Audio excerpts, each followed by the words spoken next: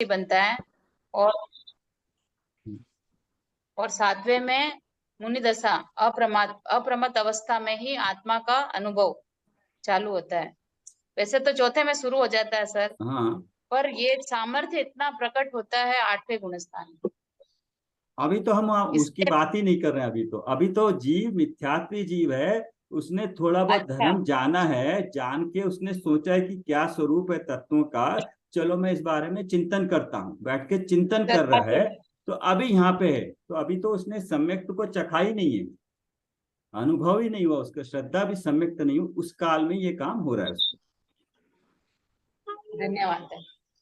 और किसी को कोई? गुणमाला जी, अभी तो सैन फ्रांसिस्को में मॉर्निंग होगी। हम्म।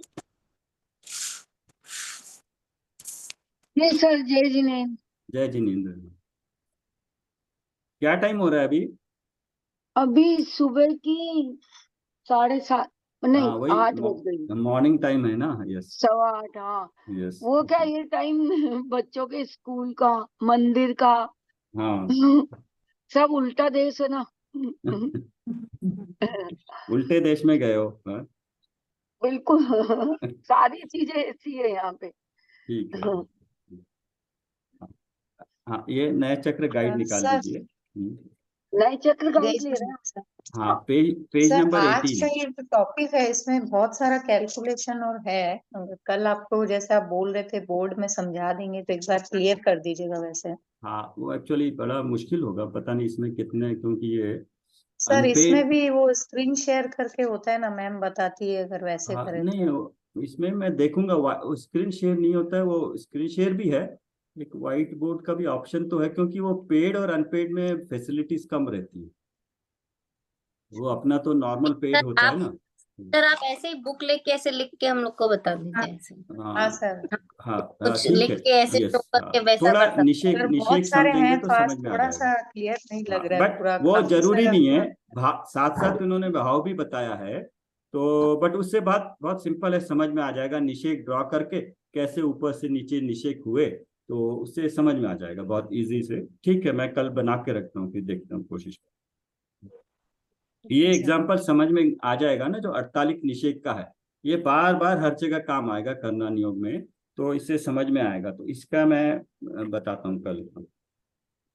अच्छा है, इंटरेस्ट है तो समझ में, जिसको मैथ्स थोड़ा समझ में आता है ना, तो जो पकड़ता है उसको बहुत मजा आएगा इसमें। कैलकुलेशन है बस, स्मॉल कैलकुलेशन, मतलब समझना में प्लस माइनस उतना ही है। लेकिन जिसको मैथ्स में थोड़ी दिक्कत होती है, फिर उसको, उसके लिए भाव बताया गया। बस भाव समझ लीजिए कि स्थिति कांड घात हो रहा है, प्रकृतियां घट रही है, बन जीव तो अपना काम चिंतन कर रहा है, लेकिन उसके कर्मों में क्या क्या हो रहा है, बंध के हिसाब से और सत्ता के हिसाब से, किस प्रकृति प्रदेश स्थिति अनुभाग की अपेक्षा से। तो ये ध्यान रखिए कि कौन कौन सी प्रकृतियों का क्या हो रहा है। और ये भी सिर्फ हमें हमें तो इसको ध्यान में रख के अपना चिंतन नहीं करना है, हमें तो अपना चिंतन करना है। ये तो कह रहे हैं ना, रास्ते में आ रहा है, पता चल रहा है, बस ये, इसको तो लक्ष्य में अपने हमने रखना नहीं। ठीक है, पेज 18 तक किया था हमने, उसको सेकंड पैरा से पढ़ लीजिए। व्यवहार नए से पढ़ना है। हाँ, नहीं, थोड़ा ऊपर का रिवाइज कर लेते हैं, 2 पैरा छोटे। अब तो शुरू से ही उसे जाएगा ना, अब उतार। हाँ, पढ़ लीजिए वहां से। पढ़ू क्या मैं? हाँ, मैं कोई पढ़ूं? और है, पढ़ लीजिए, हर एक को थोड़ा सा उपयोग लगेगा, जिसने मैं पढ़ा नहीं पढ़ूं? है। हाँ। लाइट आ गई है। हाँ, पढ़िए। अभूतात होने के कारण ही व्यवहार न्याय निषेध्य है। व्यवहार न्याय के निषेध के बाद निश्चय न्याय का पक्ष विकल्प भी विलय को प्राप्त हो जाता है, क्योंकि न्याय का प्रयोग विकल्पात्मक भूमिकाओं में तत्वों का निर्णय करने के लिए ही होता है, आत्मा आराधना के समय नहीं। अनुभव के काल में तो नए संबंधी सभी विकल्प विलय को प्राप्त हो जाते हैं। हाँ, ये हमने जो पिछला देखा था ना, टेबल देखा था, उसमें उन्हीं का डिटेल बताया है कि निषेध कर रहे हैं। तो व्यवहार न्याय का निषेध क्या है? जब तक उसको चीज के बारे में भेद कर करके विकल्प के साथ जान रहे हैं, तब ये व्यवहार न्याय काम आ रहा है। नयों का प्रयोग विकल्पात्मक मतलब बुद्धिपूर्वक सोच के भूमिका में तत्वों का ऐसे तत्व है निर्णय करने के लिए ही होता है। तो जो हम कर रहे हैं ना अभी, जैसे विकल्पात्मक तत्वों का निर्णय करने की कोशिश कर रहे हैं। आत्मा आराधना के समय तो कोई भी विकल्प नहीं होगा, बस ये होगा कि अपना अनुभव होगा। अनुभव के काल में तो नए संबंधी सभी विकल्प विलय को प्राप्त हो जाते हैं, सारे मिल जाते हैं उसमें। इस प्रकार हम देखते हैं कि जब तक नए विकल्प चलता रहता है तब तक आत्मा परोक्ष ही रहता है, वह प्रत्यक्ष अनुभूति का विषय नहीं बन पाता, क्योंकि प्रत्यक्ष अनुभूति नए पक्षातीत होती है। अभी देखिए यहाँ पर यह नए का विशेष विकल्प, ध्यान देने योग्य हाँ, नए का विकल्प मतलब ये मैं हूँ, इसमें मेरे ये गुण हैं, ये मेरी पर्याय है, मैं ऐसा विचार कर रहा हूँ, इस तरह का विकल्प नए के अपेक्षा से आत्मा के बारे में ही चल रहा है। तब तक आत्मा परोक्ष ही रहता है। परोक्ष मतलब दूर से ही जान रहे हैं, प्रत्यक्ष अनुभव नहीं हो रहा है। प्रत्यक्ष अनुभूति का विषय नहीं बन पाता, क्योंकि प्रत्यक्ष अनुभूति नए पक्षातीत होती है, मतलब किसी भी नए से ऊपर उठ के होता है, तब प्रत्यक्ष अनुभूति होती है। सर पेज नंबर कौन सा है? 18 नए चक्र गाइड 18। हाँ पढ़िए, आगे पढ़िए। आवाज नहीं आ रही। यह विशेष ध्यान देने योग्य बात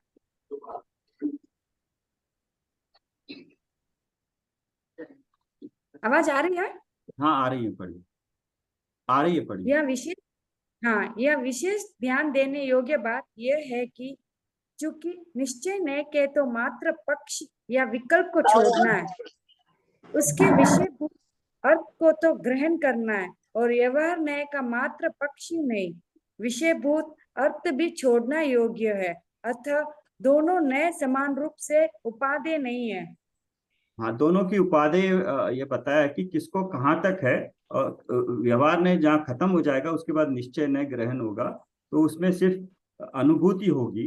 विषयभूत अर्थ को तो ग्रहण करना है, और व्यवहार न का मात्र पक्षी नहीं, विषयभूत अर्थ भी छोड़ने योग्य है।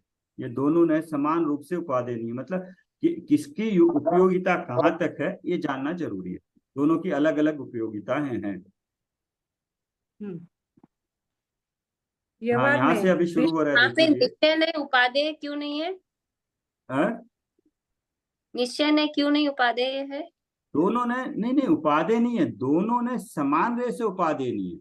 स्थिति के अनुसार जब व्यवहार में है, जीव को जब समझा रहे हैं, कुछ भी पता नहीं है, उसको व्यवहार ने कैसे समझ में आएगा, इसलिए उस वक्त व्यवहार ने उपादेय है। लेकिन व्यवहार ने से आत्मा को समझ लिया। अभी आत्मा का अनुभव बिना व्यवहार के कैसे बताएंगे कि आत्मा का अनुभव कर लो, तो अभी कोई उपादेय नहीं रहा ना, वो कोई काम का नहीं है उस अपेक्षा से। लेकिन जब व्यवहार से बता दिया जाए कि आत्मा द्रव्य गुण पर्याय में इतने गुण हैं, इस उसके द्रव्य दृष्टि इस पे करनी चाहिए, व्यवहार ने बता दिया। अब जब निश्चय न होगा, अब वहां पे निश्चय न छूट गया, अब निश्चय न व्यवहार ने छूट गया, अब निश्चय न उपादेय होगा, क्योंकि आत्मानुभूति के काल में तो दोनों को समान रूप से उपादेय, मतलब अपनी अपनी अपेक्षा से जहां पर है उस अपेक्षा से वो उपादेय है। उपादेय नहीं है ये नहीं बोला है, दोनों समान रूप से उपादेय नहीं है। ठीक। हाँ आगे पढ़िए। अभी यहाँ देख लीजिए कुसुमलता जी, यहाँ से ये डिटेल शुरू हो रहा है, जो टेबल का है वो डिटेल यहाँ से शुरू हो रहा है। व्यवहार ने भेद प्रभेद। व्यवहार ने सामान्य विशेषणात्मक वस्तु के विशेष अंश को विषय बनाता है। विशेष अनेक प्रकार के होते हैं, अतः उनको विषय बनाने वाला व्यवहार ने भी अनेक प्रकार का हो सकता है। हाँ, तो ये क्या बोला है यहाँ पे बात है, एक तो ये वस्तु का विशेष अंश को बता रहा है। अभी विशेष भी एक नहीं है, वो कई प्रकार के हैं, कि जैसे पर है, पर एक ही नहीं है। पर मेरे लिए क्या क्या पर है, पर तो बोल दिए, लेकिन पर किस अपेक्षा से कौन सा पर है, तो उसको कौन सा पर को व्यवहार ने अपना विषय बनाएगा तो उसका नाम अलग हो जाएगा। जो संयोगी है, शरीर और संयोगी है वो अलग है, पर शरीर और कर्म अलग अपेक्षा से पर है, तो इनको जो विषय बनाएगा नए, उसका नाम अलग होगा। वही ये बता रहे हैं। व्यवहार ने एक अखंड वस्तु में भेद करके तथा दो भिन्न वस्तुओं में अभेद करके वस्तु स्वरूप को स्पष्ट करता है। हाँ, यहाँ पे उसकी दो इस अखंड वस्तु में भेद, आत्मा में उसके गुणों का भेद करना। अखंड वस्तु कौन सी है? आत्मा, उसमें में भेद कर रहा है, उसमें टुकड़े कर रहा है। आत्मा एक ही है, क्यों? जहां पर आत्मा क्यों है एक? आत्मा द्रव्य क्यों नहीं है, गुण क्यों नहीं है, पर्याय क्यों नहीं है, एक ही कैसे हुई? अखंड वस्तु किस अपेक्षा से हुई? मतलब आत्मा है तो एक ही, वो तो बताने के तरीके को मतलब उसको समझेंगे कैसे, इसके लिए उसके गुण पर्याय और ऐसे सब बता रहे हैं। बट अभी अभी एक एक कैसे, इसका अर्थ समझते हैं थोड़ा। एक कैसे, इसका भाव समझते हैं थोड़ा, इसको बताइए। एक का मतलब क्या? यहाँ कुछ दिया है, अखंड दिया, इससे कुछ पता लगता है? मतलब अखंड है, अब वो उसके कोई खंड खंड नहीं कर सकते कि ये पार्ट ये है ये पार्ट ये है, ऐसा नहीं है। हाँ, तो इसका मतलब क्या हुआ? अखंड है तो जहां पर क्या है, अभी आपने बोला द्रव्य गुण जहाँ पर्याय पे पे लगाइए, अखंड वस्तु पे द्रव्य गुण पर्याय से लगाइए। अखंड वस्तु पे द्रव्य गुण पर्याय। हाँ, अखंड वस्तु थी, उसको द्रव्य बताया, गुण बताया, पर्याय बताया, दर्शन गुण बताया, तो ये क्या बोल रहा है कि व्यवहार तो में मतलब अखंड वस्तु में भेद कर रहा है। तो किस, ये तो हम समझ में आया, भाषा बोली, लेकिन उसका मतलब क्या है? अभी अखंड वस्तु में भेद कर रहा है, तो अखंड वस्तु किस तरह जैसे से अखंड आत्मा है? है, आत्मा है, जैसे मैं हूं तब मैं अखंड हूँ। ऐसा हाँ। नहीं है कि ये ये ये पार्ट में ये दर्शन गुण है, ये पार्ट में ज्ञान गुण है, या ये पार्ट में वीर्य गुण है, ऐसी बात नहीं है। हाँ। जहाँ पे मैं हूँ वहां पे ये सारे ही गुण है, और हर एक गुण के अंदर उनकी पर्यायें है, तो वो हम्म। उसको तोड़ा नहीं जा सकते, उसको भेद नहीं किया जाता। वो सिर्फ समझाने के व्यू पॉइंट से ऐसा ऐसा बताया जा रहा है, ताकि हमें समझ में आए कि ये हाँ, चीज है ठीक है। हाँ, कैसी। हाँ, आपने अच्छा बताया। इसका मतलब है जहां पे मेरी आत्मा के प्रदेश हैं, असंख्यात प्रदेश हैं, हाँ शरीर के हाँ, प्रमाण है, जहां जहां शरीर है वहां वहां मेरे आत्मा के प्रदेश हैं। प्रदेश है। हाँ, अभी जहां पे एक एक प्रदेश है, वो एक एक प्रदेश पे जितने भी प्रदेश है, हर प्रदेश पे उतने ही गुण है, अनंत गुण है। हर प्रदेश पे अनंत गुण, जितने एक प्रदेश पे है वैसे ही दूसरे प्रदेश पे है। तो जहां जहां हम्म आत्मा है वहां वहां उसके गुण है, और जहां जहां गुण है, गुण से बाहर पर्याय नहीं है आत्मा के। जहां जहां आत्मा हम्म है वहां उसके गुण है, और जहां जहां गुण है वहीं पे उसकी पर्याय है। अब इसको लगा के बताइए अपने कुम्हार के घड़े वाले एग्जाम्पल पे। जैसे अब कुमार ने जो घड़ा बनाया, हाँ। तो उसमें जो मिट्टी मिट्टी का वो घड़ा है, तो हाँ। मिट्टी जैसे द्रव्य है, तो हर एक कण कण मिट्टी में उस मिट्टी के गुण व्याप्त है उसमें। ऐसा नहीं है कि ऊपर वाले पार्ट में ये गुण है, नीचे वाले पार्ट में ये गुण है, ऐसा नहीं है। पूरे घड़े में ही हर एक कण कण मिट्टी का, एक एक कण कण में मिट्टी के सारे गुण व्याप्त है, हाँ। और हर एक गुण में उसकी पर्याय मतलब हो रही है, क्योंकि पर्याय गुण से बाहर नहीं है, हाँ। और गुणों से बाहर द्रव्य नहीं है। हाँ। यस। तो वो है चीज अखंडी है वो पूरा। हाँ, बट देखने वाले किस किस अपेक्षा से देख सकता है उसको? वो बहुत तरीके से देख सकते जैसे हैं, मतलब जैसे जैसे एक गुण के हाँ, नहीं, तरीके से भी आप देख कोई सकते हैं। देखेगा, आप खरीदने जाओगे तो क्या देखोगे? वो मिट्टी घड़ा का कैसा बना, कलर कैसा है उसका। हाँ, शेप, शेप, आकार कितना ले रहा है, और हाँ, आकार देख रहे हैं हम, तो हम क्या कर रहे हैं? हम उस वक्त किस चीज पे, किस अपेक्षा से उस तो मटकी को किस अपेक्षा से देख रहे हैं? उसको गुण और पर्याय भेद भेद करके देख रहे हैं। हाँ, हम उसको उस पर्याय की अपेक्षा से देख रहे हैं। मेरे को घड़ा चाहिए, आपको सुराही चाहिए, तो हम उसकी पर्याय पर्याय की दृष्टि कर रहे हैं। अभी हम ठोक पीट के देख रहे हैं, तो उसकी कितनी वो मिट्टी पकी हुई है, कच्ची है या पक्की है, तो उसके गुणों को देख रहे हैं। और हम स्टील का घड़ा नहीं खरीद रहे हैं, हम मिट्टी का घड़ा खरीद रहे हैं, ठंडे पानी के लिए खरीद रहे हैं, तो हम वहां पे उसको द्रव्य को देख रहे हैं। तो सामान्य रूप से जो भी चीज हम देख रहे हैं उसको जो देखने का हम यूज तो करते हैं व्यवहार से, लेकिन अगर हम उसको दृष्टि डालेंगे तो द्रव्य गुण पर्याय तीनों ही चीजें हमारी समझ में आ रही है। द्रव्य मतलब मुझे मिट्टी का घड़ा चाहिए या स्टील का घड़ा चाहिए, तो यहाँ पे द्रव्य चेंज हो गया। उसका गुण है कि भैया अभी कच्ची मिट्टी है या पूरी तरह पकी हुई है, मेरे को सिर्फ थोड़ी कच्ची वाली चाहिए, किसी और कोई बिल्कुल पकी हुई चाहिए मिट्टी जो है, तो ठोक पीट के उसकी आवाज से पता लगेगा, तो वो उसका गुण हो गया। और लाल मिट्टी की है या काली मिट्टी की है, वो लाल और काला उसका रंग हो गया, वो उसका गुण हो गया। और सुराही का आकार मतलब उसकी पर्याय, तो सुराही है या घड़ा है, तो वो पर्याय रूप में, सो वो द्रव्य जो है किस तरह से हमने उसको बट वो अगर पूरी की पूरी देखें हम, द्रव्य गुण पर्याय व्यवहार से हुआ, बट निश्चय से वो क्या चीज है वो? निश्चय से वो मिट्टी मिट्टी ही है, वो द्रव्य खंड मिट्टी। हाँ, ये बिल्कुल सही बोला। निश्चय से तो मिट्टी मिट्टी है, क्यों? अगर वो घड़े को सुराही बना दे तो उसके मिट्टी वही रही, गुण पूरे वही रहे, पर्याय चेंज हुई है। तो एक और चीज ये है कि जहां पर पर्याय है वहीं पे उसके गुण है, जहां जहां पर्याय है वहां वहां उसके गुण है, और जहां जहां गुण है वहां वहां उसका द्रव्य है। अगर इस एग्जाम्पल को आप चिंतन करोगे और फिर बाद में अपने पे लगाओगे तो बहुत कुछ अपने आत्मा समझ में आएगा।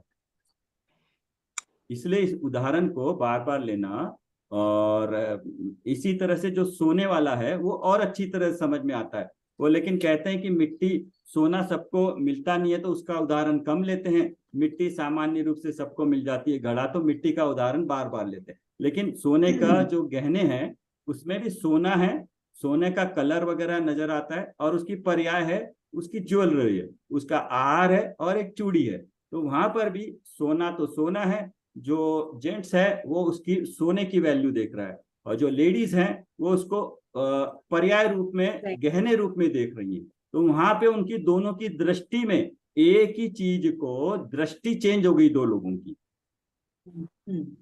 तो यहाँ पे जिसकी दृष्टि द्रव्य पे है वो कहता है कि ये अच्छा 50,000 का सोना है, मेरा तो इन्वेस्टमेंट है, तो ये तो 1 साल के बाद बढ़ जाएगा चाहे कुछ भी हो।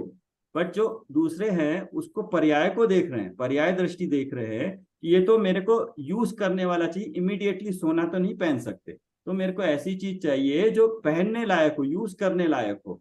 तो दोनों की दृष्टि में कैसे चेंज हो गया, जबकि वस्तु तो वस्तु ही है। जो हार है वो भी सोना ही है, और जो चूड़ी है वो भी सोना ही है। क्यों? क्योंकि दोनों का गुण और द्रव्य सेम है। जितना वो सोना है इतना ही खरा सोना ये भी है, जितने सोने के गुण उसमें थे उतने ही सोने के गुण हार में भी है और चूड़ी में भी है।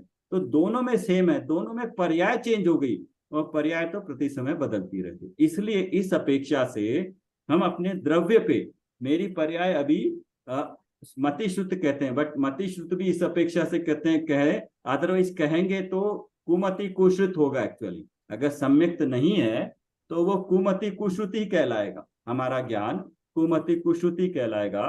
तो जो कुमति श्रुत की ज्ञान की पर्याय है, तो जो ज्ञान में मैं जो देख रहा हूं, जिस ज्ञान की पर्याय में जो चीज से जिससे मैं देख रहा हूं जो ज्ञान है, वही मेरा सामान्य ज्ञान है। और जहां पे मेरा गुण है, ज्ञान है, वहीं पे मैं हूं। इस एग्जाम्पल से आप इसको Just सोचिए कर दो। कि जहां पे मेरी पर्याय है किसकी, ज्ञान गुण की, तो सुराई में कोई एक गुण ले लीजिए, सुराई में एक कोई भी गुण ले लीजिए, उसका कालापन ले लीजिए, उस मिट्टी का कालापन एक गुण हुआ, कलर उसका, वर्ण। जो वर्ण, जहां पे वर्ण है वहां पे मिट्टी है, है। जहां पे वर्ण है वहां पे दूसरे गुण भी हैं सारे, है। और जहां पे वर्ण है वहां पे सुराई है। नहीं, तो सूरज कहाँ है? है वहां पे भी है। जहां जहां काली मिट्टी है, मतलब जो मिट्टी का जो सुराही बनी है, जहां जहां मिट्टी है वहां पे सुराही का आकार नहीं है। है। कुसुमलता जी, तो मिट्टी सुराही नहीं बनाई कैसे कह होगी रहे हो? तो उसका आकार ना, सुराही हाँ? नहीं बनाओगे तो आकार कैसे रहेगी, मिट्टी मिट्टी रहेगी। नहीं नहीं, अभी हम अपेक्षा से दूसरी दूसरी चीज समझाने की कोशिश कर रहा हूं मैं। अभी मिट्टी तो है, लेकिन मिट्टी को ये जो बता, अभी जिस चीज पे है ना उसी चीज पे थोड़ा ध्यान रखना, क्योंकि एग्जाम्पल वो एक ही चीज को समझाने के लिए होता है, दो एग्जाम्पल्स को मिक्स करने से उसका भाव नहीं। कि जहां पे मिट्टी है वहीं पे उसके गुण है पूरे, और जहां पे गुण है वहीं पे पर्याय है। और मतलब पर्याय मतलब सुराही का हर एक पार्ट, जहां पे सुराही है वहां पे मिट्टी है, और जहां मिट्टी है उसके गुण है। जहां पे मेरे ज्ञान गुण की पर्याय है वहीं पे मेरा ज्ञान गुण है, और जहां पे ज्ञान है मेरा सामान्य ज्ञान वहीं पे मैं आत्मा हूं। मैं आत्मा हूं वहां पे। तो आत्मा से गुण अलग नहीं है, गुण से पर्याय अलग नहीं है। अच्छा ठीक। ये बात समझ में आई है? आई हाँ? हाँ हाँ आई आई। ये अपने को पकड़ने के लिए इतना मोटा मोटा ये जानना बहुत जरूरी है कि अभी मेरे जो ज्ञान की पर्याय हो रही है, मति शुद्ध ज्ञान से जो जान रहा हूं, क्या जान रहा हूं वो नहीं, जो जान रहा हूं मैं, जो जिस पर्याय है, मेरी पर्याय में जो जानने की क्रिया हो रही है वो मेरे ज्ञान गुण की है। तो जहां पर्याय है, जहां ज्ञान है वहीं पे मेरा सामान्य ज्ञान भी है, और जहां मेरा ज्ञान है वहीं पे मैं आत्मा यस द्रव्य हूँ, आत्मा मैं हूँ।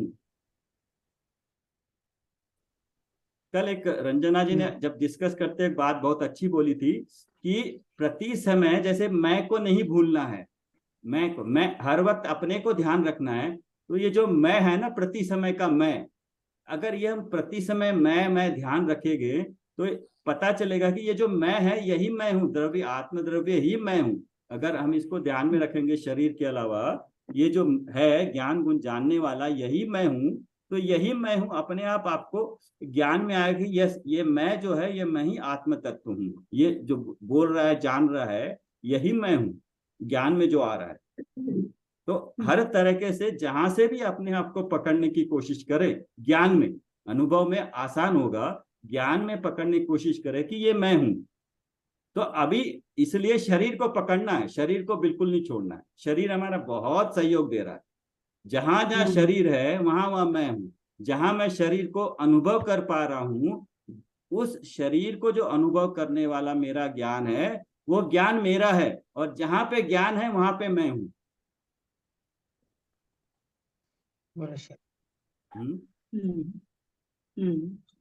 तो मैं शरीर से बाहर नहीं हूं बस, और जहां पे मेरा ध्यान जा रहा है वो मेरा ज्ञान है। प्रति समय जान रहा हूं क्या अलग हो रहा है, लेकिन प्रति समय जो जानने की क्रिया हो रही है वो मेरे ज्ञान गुण की है, वो मेरा है, और जहां जहां ज्ञान गुण है वहां वहां मैं हूं। क्यों? क्योंकि किसी भी गुण को आत्मा से अलग नहीं कर सकते। जैसे इन्होंने कहा है एक गुण की, हाँ, ये जो गुण की परिभाषा कल बोली थी ना, वो देखिए किसी ने कि प्रत्येक अवस्था में है, और सभी सभी अवस्थाओं में और सभी क्या भागों में, सभी प्रदेशों में क्या है, दो दो शरीर चीजें के हैं उसमें। सभी हाँ, अंगों में, सभी सभी जो सभी सभी अवस्थाओं में और सभी भागों में, हाँ, सभी प्रदेशों में, मतलब बिना उसके कहीं पर भी ज्ञान गुण नहीं है। तो ये गुण का, ये लिख के रख लेना, आपका गुण का मतलब आत्मा के जो गुण हैं सभी अवस्थाओं में और सभी भागों में है, वो लिखा हुआ है। मैं बताता हूँ अभी आपको, ये लिख के रख लेना क्योंकि ये काम आता है, सभी अवस्थाओं में सभी भागों में रहता है ये।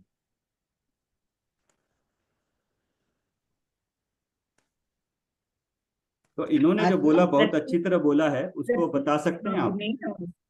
हम्म।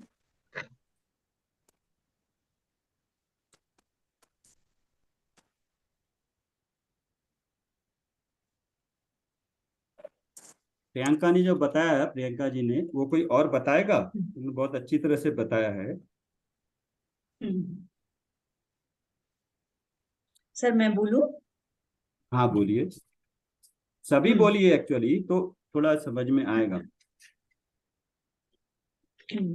वस्तु के अखंडता की बात यहाँ अभी चल रही है कि वस्तु में हाँ अखंड हाँ अखंड वस्तु ये में जो है, ये अखंड है द्रव्य के संपूर्ण भागों में और उसकी संपूर्ण अवस्थाओं में रहता है। संपूर्ण भाग मतलब एक भी भाग आत्मा का ऐसा नहीं है जिसमें कोई गुण नहीं है, या जो जो गुण है वो हर भाग में है, संपूर्ण भागों में और संपूर्ण अवस्थाओं में। ये गुण हमें इसका ये गुण का डेफिनेशन मालूम होनी चाहिए। द्रव्यों के संपूर्ण भाग में तो जो भाव मेरा है वो अगर किसी अवस्था में नहीं है तो मेरा नहीं है, मेरा गुण नहीं है। तो जैसे ही मेरा नहीं है पर हो गया, तो पर को पहचानने में ये गुण की डेफिनेशन समझ में आएगी। लिखा है आपने? राखी जी क्या लिखा है आपने गुण की डेफिनेशन? सभी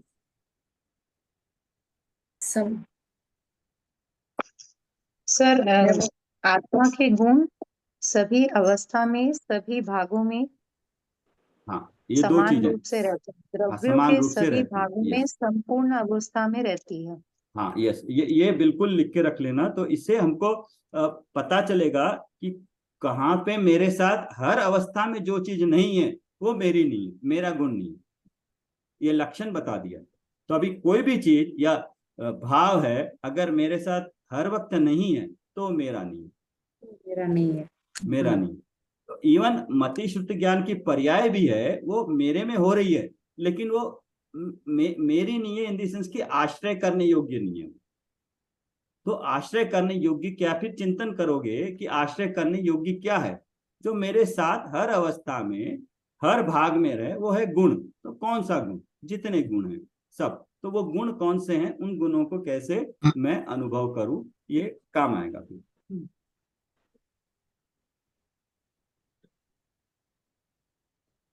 नहीं, जो मटके का उदाहरण था उसको जो द्रव्य गुण पर्याय से है उसको और समझाइए कोई और,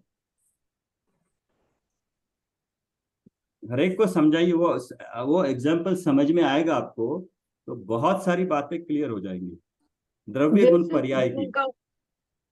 जैसे सोने का उसका पीलापन उसका गुण है, हाँ और उसका जो ठोस बना वो उसका जैसे गुण है।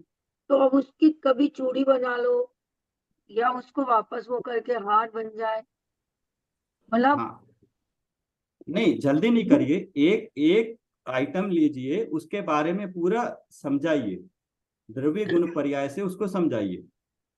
धीरे धीरे जाएं, जल्दी नहीं करना। अभी तो सिर्फ एक एक आइटम बनाइए, पहले उसको समझिए, उसके बाद दूसरा आइटम बनाएंगे उसका।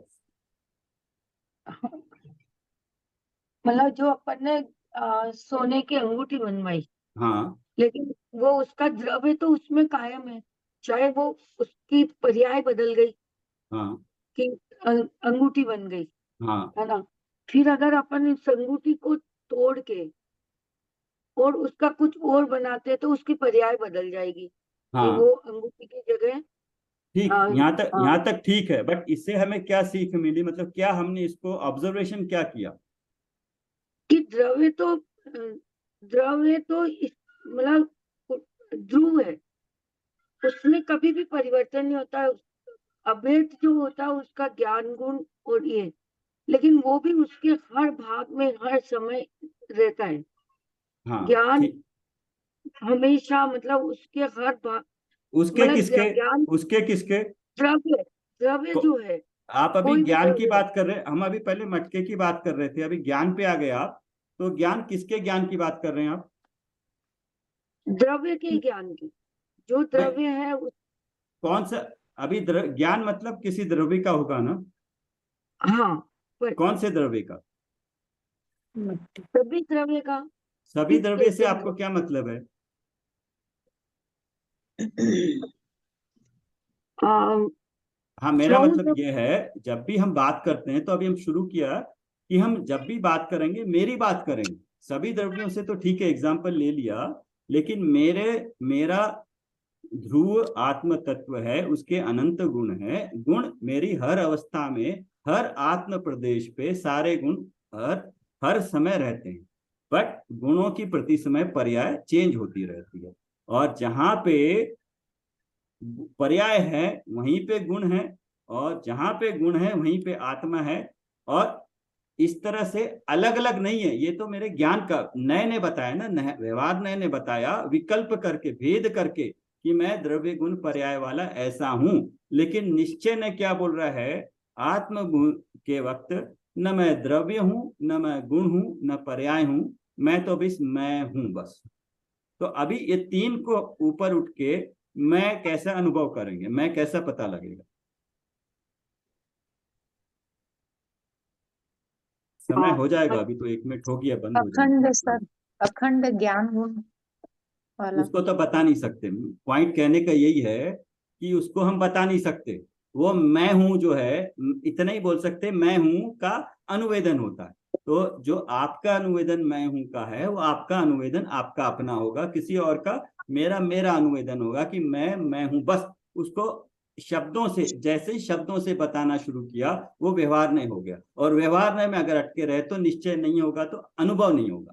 अनुभव के वक्त ये कुछ भी तरह का विचार नहीं चलेगा, बुद्धि पूर्वक विकल्प पूर्वक कुछ भी नहीं चलेगा। लेकिन शुरुआत हमें विकल्प पूर्वक ही करनी पड़ेगी। तो इसलिए अगर जैसे हम सोच रहे हैं कि थोड़ा बहुत प्रैक्टिस करें क्लास में, तो थोड़ा सा उसको एक जैसे सोचे अगले वीक से शुरू करें, तो एक तो उसको प्रॉपरली करना पड़ेगा कि हम टाइम से शुरू करें, मंगलाचरण करें, एक 15-20 मिनट पूरा स्वाध्याय में उपयोग लगाएं, उसके बाद एक 10 मिनट हम फिर शुरुआत करें। क्योंकि वो मेरे को तो आता नहीं, क्योंकि मैं स्टैंडर्ड है उसका 1 घंटा करना है, अलग रह के करना है, तो उसको सब लोग पता नहीं कब कर पाए। तो एटलीस्ट थोड़ा सा उसका झलक पता लगे कि कैसे करना है, क्या करना है। बट उसके लिए भी थोड़ा सा इसको ध्यान देके करना पड़ेगा कि एटलीस्ट जितनी देर कर रहे हैं उस क्लास में पूरा उपयोग लगाना पड़ेगा, तभी जाके उसका हमारा उपयोग एकाग्र होगा। ध्यान भी नहीं बोल पाए